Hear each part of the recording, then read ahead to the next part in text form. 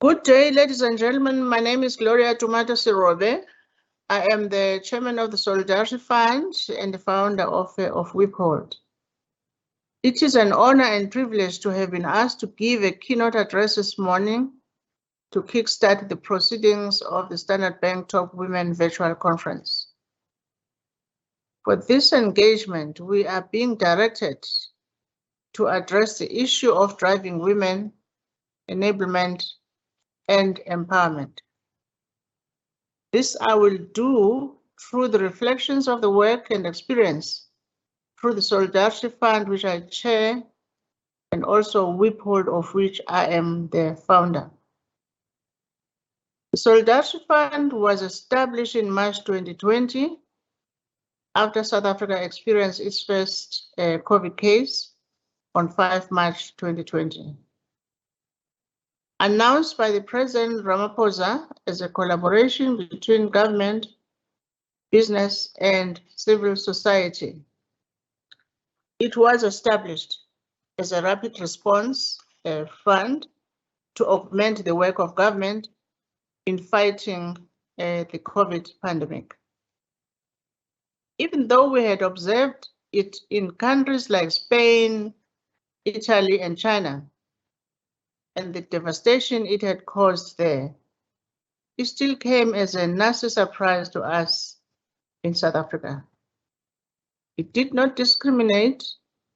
It affected everybody the same vicious way, black and white, rich and poor, rural and urban, and across the board.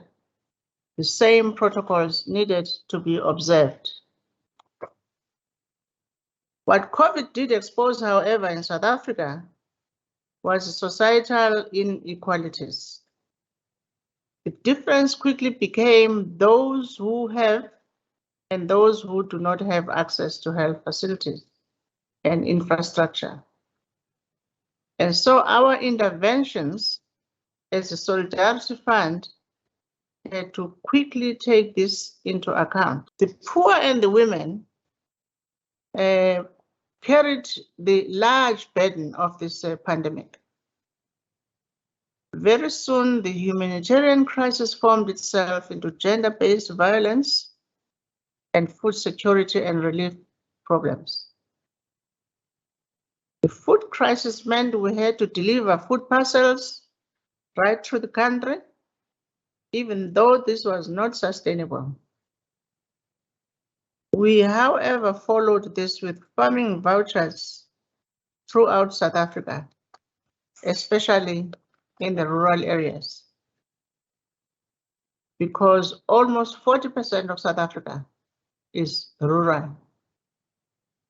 The use of land to produce food was much more sustainable, and 65% of these beneficiaries were women, as they carried the burden of food shortage and hunger. We needed to do this also to counter gender-based violence and create some independence for them. I am happy to say that the Solidarity Fund managed through all these interventions, whether it is through the health pillar or the communications or the humanitarian crisis, we did manage to look and make sure that the women are actually involved and taken care of.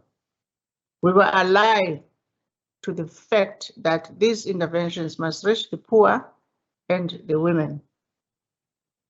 A year later, 4 billion rand spent, we have had the desired impact to the extent that we could. Even as we're currently navigating through the vaccine rollout, we have specific programs to make sure the poor and the rural do have access to the vaccine. Because of the poor road infrastructure, we have had to design the logistical means to take the vaccine to these communities. When it comes to WIPHOLD, we formed it in 1993 And the main issue there was to make sure that the women are part of the mainstream of the economy. To do this, we did the roadshows right through the country, organizing and inviting women to be ready for an IPO yet to come so that they can participate. In '96, we did go back to them with an IPO for women only for them to subscribe. Within a year, between that IPO and the rights offer, the women of South Africa raised 100 million rands by themselves. Having gotten this kind of trust and good faith from the women of South Africa, we had to do the right things in terms of our investment models and how we perform. We also, though, had to play what we call a disruptor game.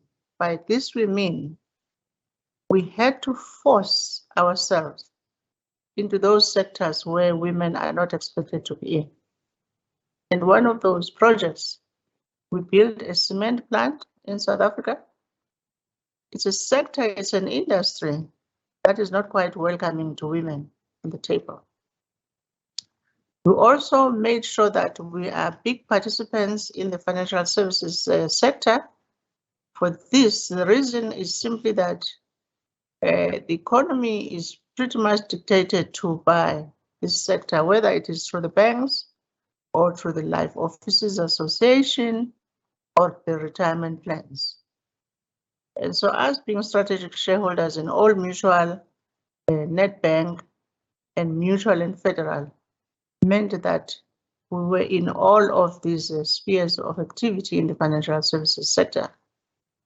And 16 years later, we do note that we have had desired impact in the financial services sector. And the one last sector that we thought we should get involved ourselves with is agriculture, for many reasons. Besides food security, we needed to force the matter of investing in agriculture in the rural areas on the communal land where the issue of security of tenure is a problem. And we forced this matter to make sure that the big investors can follow us and do the right thing, because other than that, without doing that, we're perpetuating this poverty in the rural areas. We have done that quite successfully. Primary farming of maize and soya beans. We have then moved up the value chain. Now we have a storage facility, which then it is up to us to dictate when we sell and when we don't sell when we have a storage facility. It's important to say that this commercial storage facility for the Eastern Cape province is the first and the only one at this point. Makes a difference to these communities because even if people are not in this farming project, but they have their own maize or soya beans, they can store them in this storage facility and they get a silo receipt, which is recognized by the banks, which means they can raise funding against these silo receipts. That changes the game and the face of this community. And those are just examples I wanted to make in terms of how you can be so detailed in terms of how do you push this matter of women into the mainstream business economy. The last point I wanted to talk about is on what do we do with the young professionals to create this enablement and empowerment issue. It's very important for us to push the boundaries in terms of they must follow the hardcore areas like everybody else. They have to be CAs, they have to be lawyers, they have to be top engineers, actuaries, all of that. And support them to go through that part of the system. Once they finish and they occupy these positions of leadership, it is still important for us to make sure that they have the activist mindset The battle for the women is far from over. And so those who have the privilege to be in the positions of leadership, they always have to remember the ones behind them.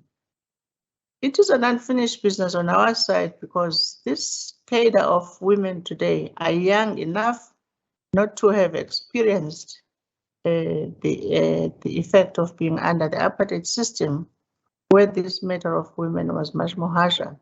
Of course, it's all over the world, but with apartheid, there was a double burden for the women. And so we have to continue educating and making sure that they are very much alive to the fact that the battle of the women is not going to end very soon, and they have to make themselves available to make it work for others. We are also mindful, and we have to be supportive to the issues of, for example, balancing their young lives and marriages and work, what we call the home family balance kind of thing. They struggle with this. And so for the young professionals, for us who are older than them, we have to help them with this matter of balancing work and home. And at the same time, still mindful of the fact that they have to have the activist mindset in every sphere of their lives to make sure that we carry the women behind them. With that, I would like to wish you a good conference and hope that the outcomes of the conference will help us innovate around this matter of women enablement and empowerment. And thank you very much.